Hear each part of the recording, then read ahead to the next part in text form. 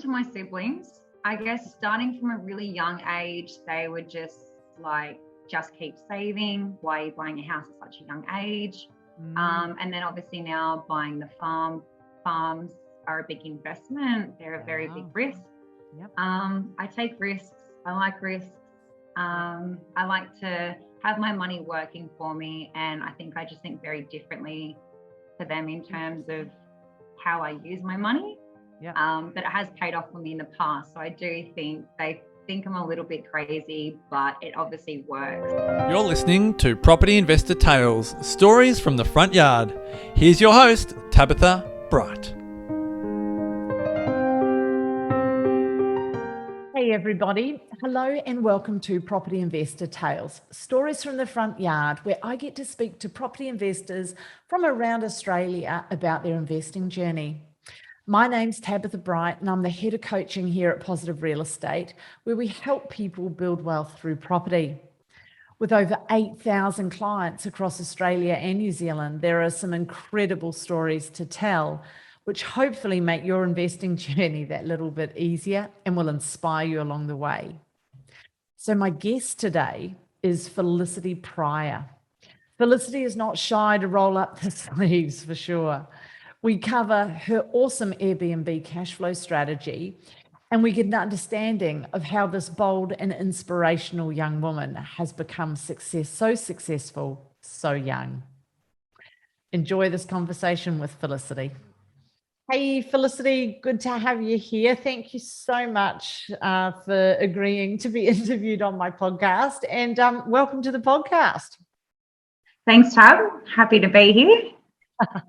Well, it was exciting for me because I caught up with you and your coach, Sharon, I'd inserted myself into your coaching session because your situation is quite different to many clients. You're on a farm for a start.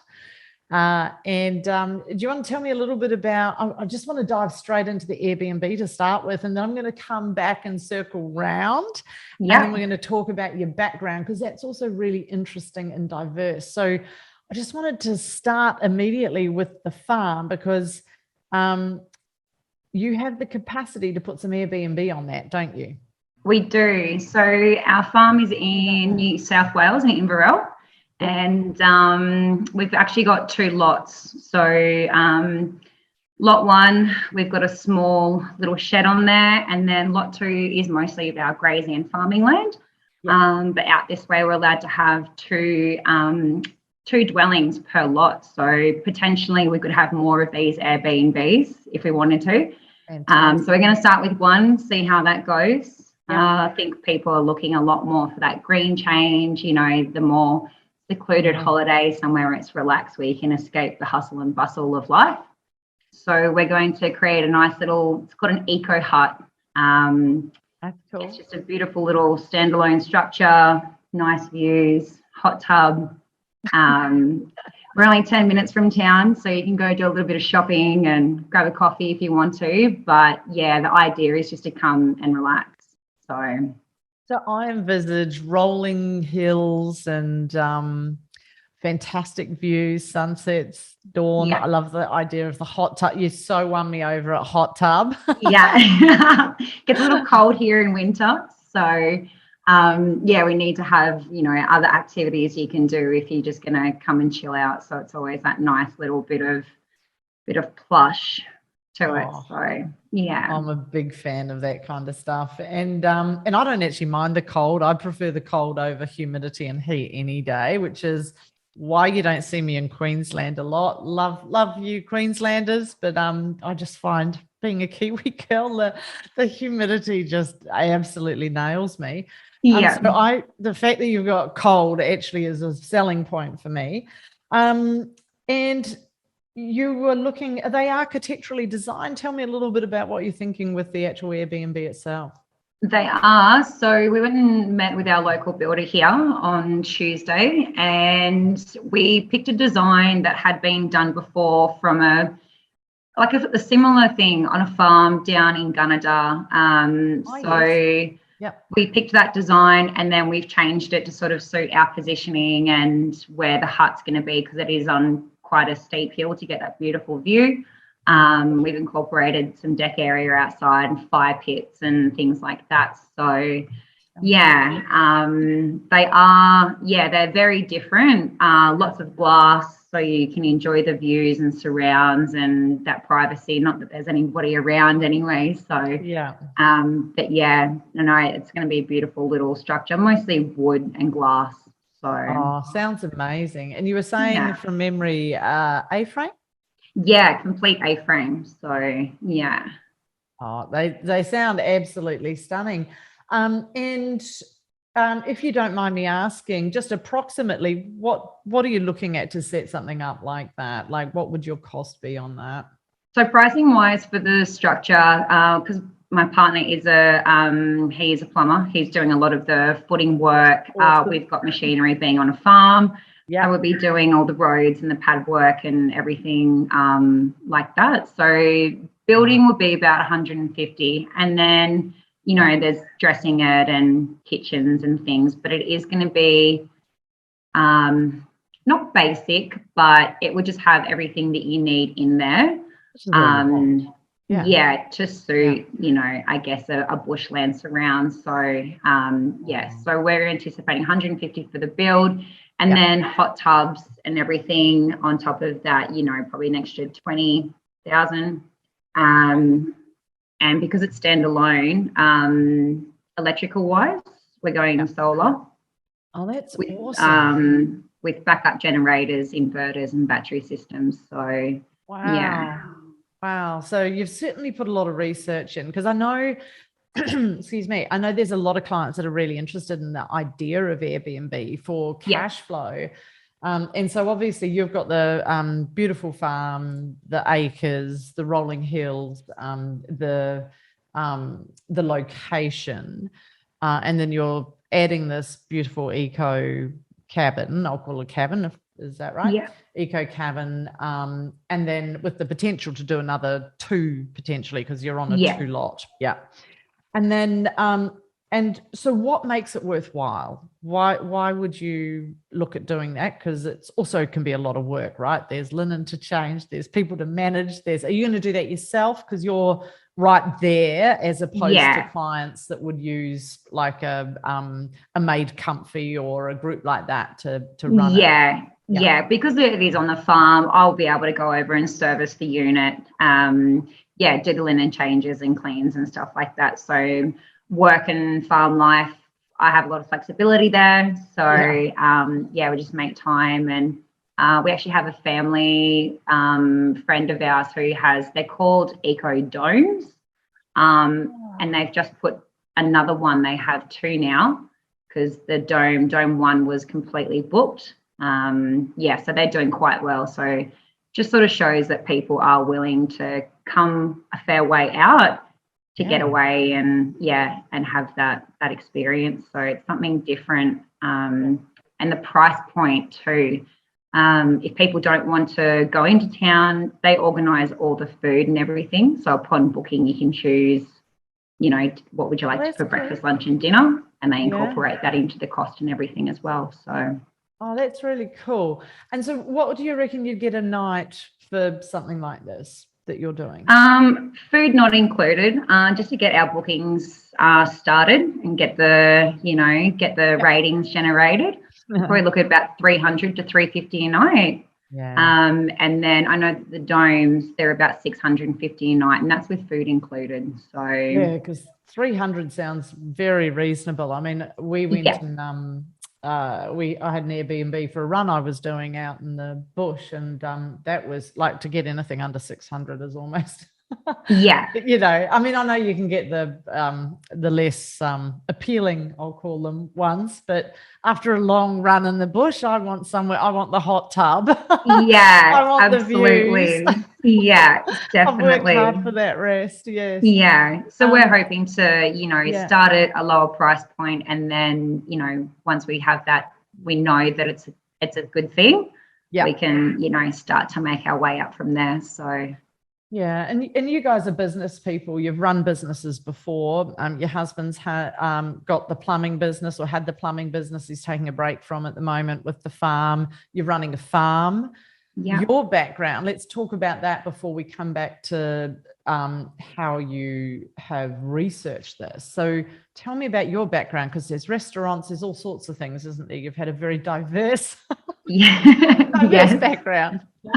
Yeah. So previous to coming to the farm, I guess becoming a farmer, I was in Yamba, which is only 3 hours east of here. So a little coastal town in northern New South Wales. Yeah. I had a restaurant there for 4 years. That's where I actually grew up.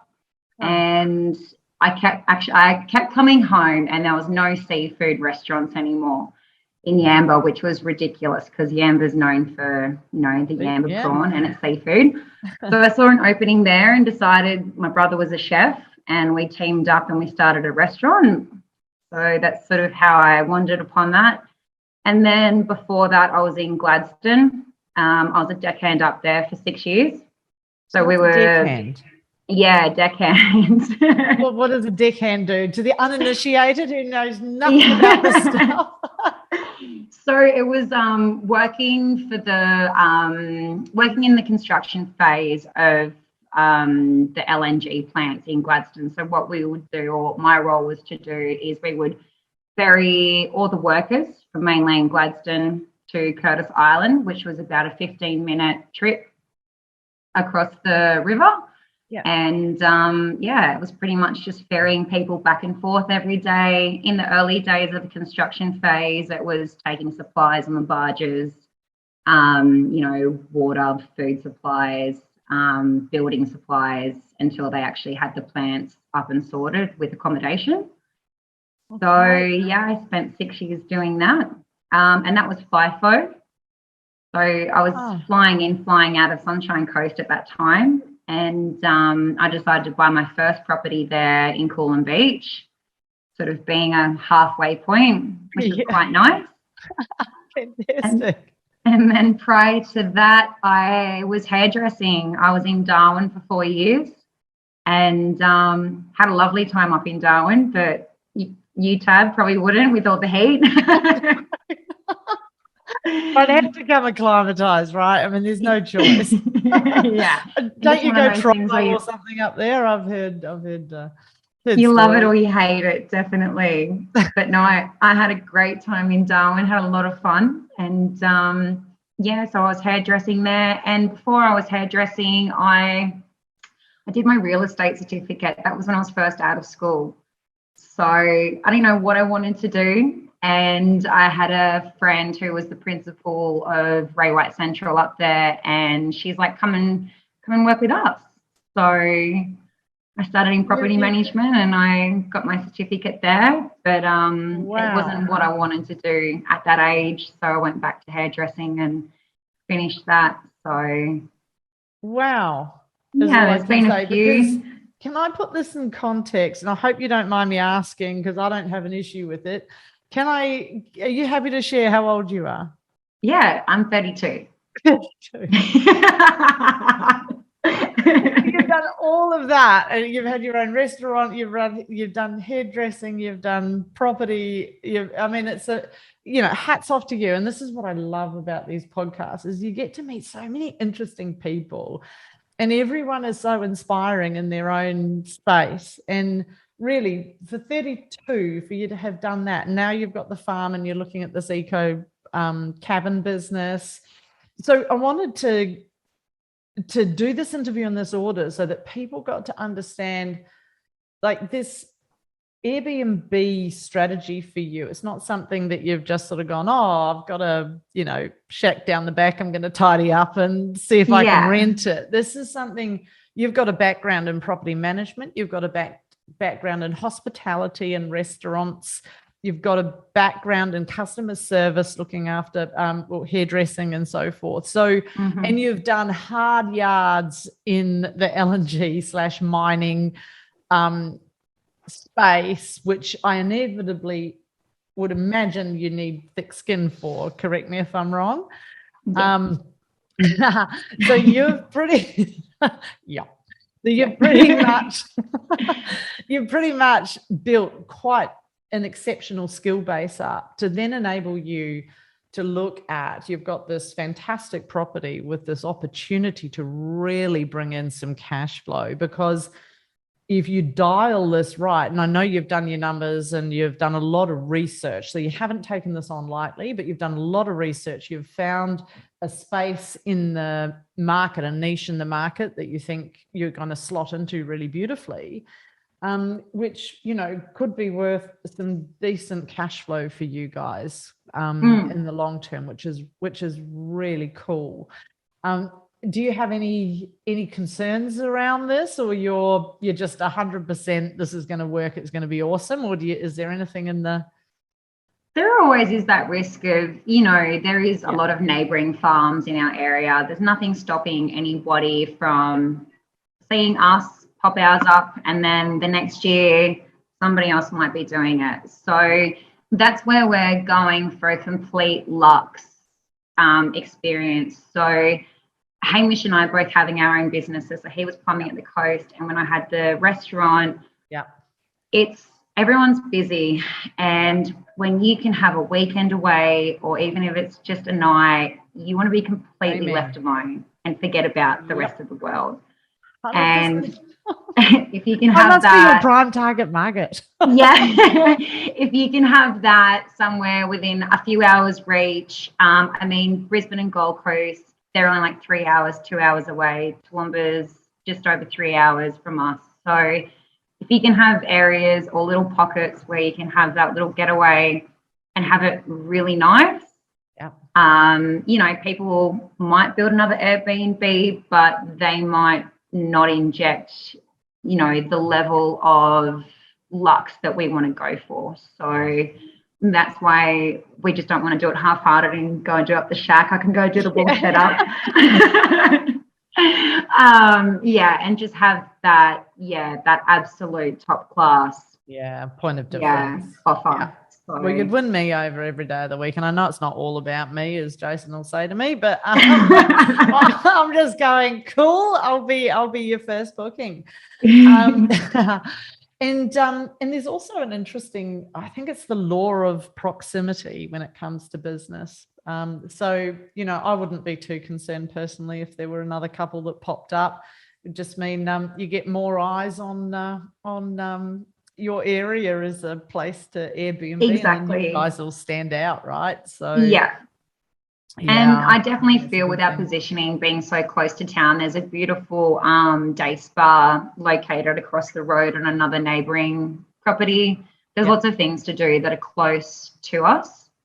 So people, if they just want to have a little holiday but still want to, I guess, have things to go and do and not just feel stuck on the farm, there are options as well. So access to good coffee. If I've got good coffee, everything else is a bonus. After having a cafe, I do admit the one thing I did bring to the farm and I did lash out on was a good coffee machine. So I can't live without coffee. No, my hubby, I call him the husband barista.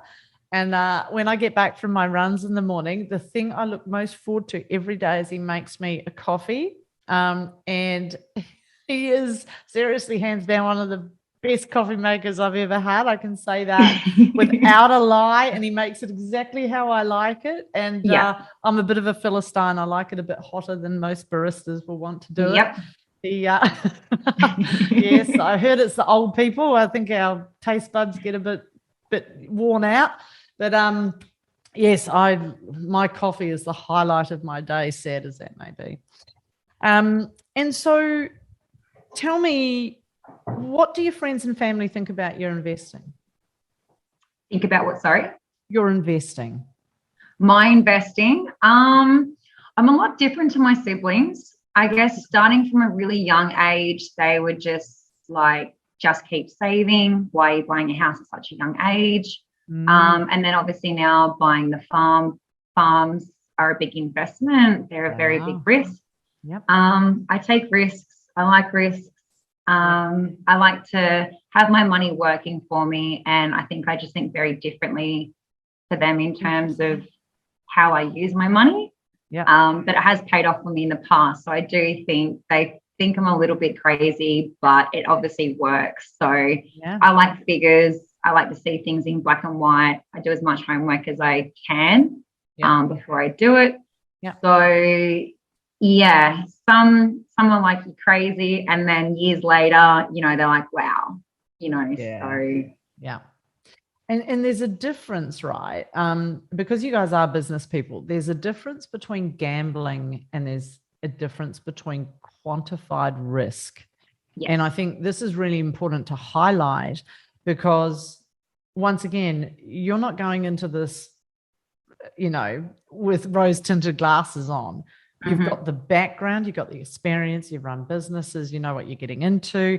And so I have no doubt that this will be a fantastic, what's the word? It'll be a side business to your farm. I don't know. It might end up being the whole business. I'm not sure. Yeah. But whatever it is, I'm sure it will be incredibly successful, because you've quantified and you've done your research. It's not a gamble. So sometimes I'll hear, as a coach, I'll hear people say, oh, I've got a really high risk level. And what they'll do is they'll just throw money at stuff, from shares to Bitcoin to a property to, won't have done any research. It's that gambling mentality. And that's very, very different to understanding risk. Yeah. And so I just want to highlight that for people. And so, given that you're comfortable with taking action and risk, what would you say to a person that maybe doesn't have your level of comfort around that stuff? Because some of that stuff will have been learnt as you've grown through your different things that you've done. So what would you say to somebody that is looking at building a portfolio, but is scared of taking that first step, is scared of investing, is scared of starting a business? What would your advice be to someone like that? Start small, start now. I know that when I first bought my property and I was young, I had no direction, and I just picked somewhere. So if you can do your research, and that's why I have found positive, to make good decisions, to make educated decisions, to not feel like I am gambling my money, and just start on a smaller scale. If you don't want to jump into the deep end straight away, just start smaller rather than larger, but start now, because if you're interested in real estate, you know, it's a lot more, what's the word? It's a lot more stable than Bitcoin or shares, or, you know, throw your money at something that you know, it's a tangible asset at least. But no, you've got to start somewhere, and the sooner you start, the sooner that you'll start benefiting from it. So when I first bought my house in Coolum Beach, never thought in a million years how much I could possibly get for it.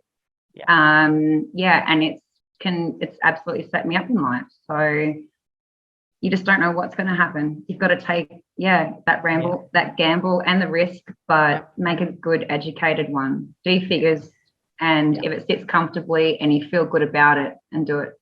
Yeah. And so how long did you hold Coolum for? I only had it for just under 6 years. So I was at that point where I had leased it out. Being property manager, I privately leased it when I had my restaurant. And then once I sold my restaurant, I initially went to go and do a paint and a refresh and some yards to get it back on the rent roll. But then we had all the lockdowns from last year's COVID. Yeah. And then I was supposed to be going to New Zealand, Tab, on a holiday. It's open now. Yeah, it's open now. Go now. So that actually changed our minds to stay there and do a full blitz renovation. We did fences, yards, pool areas, decks, inside, bathrooms, everything, ripped out walls, sides of the house. Everything. And you guys did it, didn't you? We did everything you rolled ourselves. up your sleeves. Yeah. Roofs, paint, everything. So you're not was a scared new of house. hard work either, is what I'm hearing. We worked, 7 days a week for 4.5 months straight. Because I said to my partner, I'm like, people want to be in by Christmas and settle and want to be able to be moved in. So we just worked really hard to a short time frame, and and it maximized for us. And just the opportunity is incredible. So fantastic. So we can add Reno to the list. Renovate a blitz onto the the resume. Oh, no, fantastic. And so I'm going to finish with that classic podcast question. So if you were to be able to give advice, to young Felicity, knowing what you know today, what would you like to say to Felicity of the younger years, even though you're 32, to 20-year-old Felicity? 20-year-old Felicity, buy more property. I honestly wish that I had used what equity that I had in that house to move sooner. I wish I had 5 of them to go and do more renovations, and I loved it. But no, I honestly, you're mad. Yes. Looking back, I'm still very young. I still have miles ahead of me in my investment journey. And I really wish that I did just start a little bit earlier. But that would be my advice. Your advice.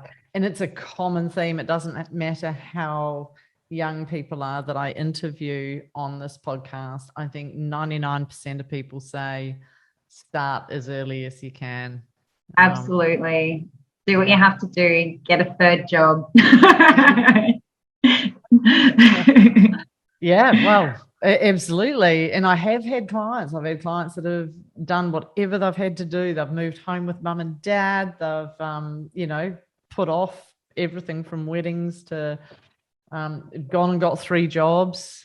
There's a client of ours, a vet, who I know has put in some really hard yards in that space to make sure that she can invest. People are amazing. I guess, and just think about how your investment works for you. Like, get it to work smarter and not harder. If you can Airbnb, or if you do have a 2-story house and you can convert a little part of it and rent it out. I've had friends do that up in Burleigh Heads, and it's always just that little bit of extra income that can just go such a long way. So hustle. You gotta hustle it. And so just in case there's something else that's on your mind, and there may not be, which will be totally fine, is there anything else that you wanted to share or to let people know, anything that's important that you've learned on your journey, or we covered the guts of it, or is there something that I've missed that is important? No, pretty much. It's just, with the world, the world changes. People, will keep going through life wondering if, what, how, maybe. I have a good saying, should have, would have, could have, but didn't. And you don't want to be sitting there just wondering. Just do your homework, and if it feels good, feels right. Actually have just purchased my first little investment through you guys in Chermside, Sparks building. And I sat there like everybody else probably would. Oh, is this the right thing? Maybe I should wait. And then I just went for the plunge. So just do your figures and talk to your coach, and you guys are here to help us along our journey. So it's funny, isn't it?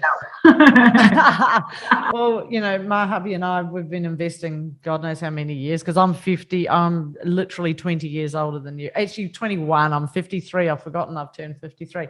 So and I can tell you that it doesn't change. You go to sign that contract, I still always walk away going, what did I just do? What have I done? And I know now, having done it, a number of times, just to sit with it and let it go and shake it off, and it won't, and that feeling goes away. But I think it is a natural knee-jerk reaction. I mean, it's a commitment, isn't it? Maybe we're commitment phobes, Felicity. Well, I didn't even tell my other half because he knew that we were looking at it, and Yeah. I put the expression of interest in. He was down. We were drinking cheap last week, and I'm like, "Oh, we got the unit." He's like, "What?" And I'm like, "Yeah, I did all the paperwork and the expression of interest, and we got it." He's like, "Oh," he's like, "Can I have a look at a photo of it?" So, It's yeah. awesome. Yeah. I like those stories. Awesome. Well, thank you so much. Really appreciated your time and fantastic conversations, and I think really inspiring. So, I've got a favorite saying that I use largely for my running, but I think it applies to pretty much anything in life. And I use it to coach myself because, as runners, we always want to run faster, better, longer. We want to win stuff. I'm yet to win anything, by the way. But I always say, I heard this saying from a coach of mine, running coach, and they said, "Tab, the results that you want are in the stuff that you're not doing." Yeah. And I think, for the people that are scared, scared is probably not the word people use. People that have analysis paralysis, waiting for the right time in the market, concerned about buying the wrong property and stuff. Educate yourself, get around people, take action, and have a look at what you're not doing, because what you're not doing is where you're not going to be getting the results. And I think, would you agree? Absolutely. If you don't change anything, nothing changes. So you just keep doing the same run-of-the-mill things forever. Yeah. So you need to sometimes just step out of that box, out of the comfort zone. How we grow. Yeah. Fantastic. Well, I think you and I could wax lyrical and throw quotes at each other all afternoon. But thank you so much for your time. Congratulations on your Chermside purchase. I'm sure it'll be a cracker. And I know it's another one you can Airbnb, isn't it? It is. I am going to be going through Made Comfy for that one. Unfortunately, I won't be able to service that myself. But so I'll be going down that avenue in the next month or so once settlement goes through. So really looking forward to coming and visiting Queensland at some time. See it. Yeah. You can stay in your unit. I can, yes. Fantastic. Well, all the best, my friend, and thanks again. No problem, Tab. Thank you. Bye. Bye. Hey, thanks for listening to Property Investor Tales. Remember to subscribe so you get notified every time a new episode drops. As you can guess, I love hearing people's property investor tales. So if you'd like to share yours, then please get in touch with me via email at propertyinvestortales@positivementor.com.au. We would also love your feedback, and I would appreciate a 5-star review over on Apple Podcasts or Spotify. Remember, you can watch all of these podcasts over on YouTube at Positive Mentor or at positivementor.com.au. Until then, take care, happy investing, and bye for now.